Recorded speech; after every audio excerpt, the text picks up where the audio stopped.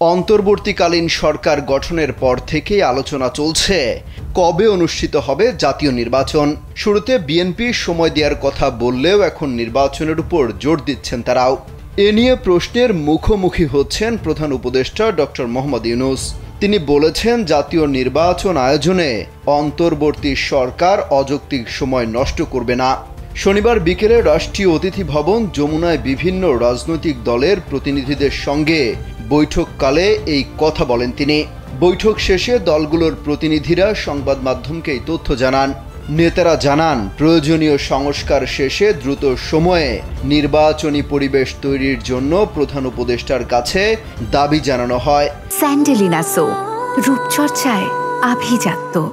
এছাড়াও সংলাপে রাষ্ট্রপতি ও প্রধানমন্ত্রীর ক্ষমতায় ভারসাম্য নিশ্চিত করা, দুবারের বেশি প্রধানমন্ত্রী না হওয়া, নির্বাচনী ব্যবস্থা সহ সাংবিধানিক বেশ কিছু সংস্কারের দাবিও উপস্থাপন করেছেন তারা।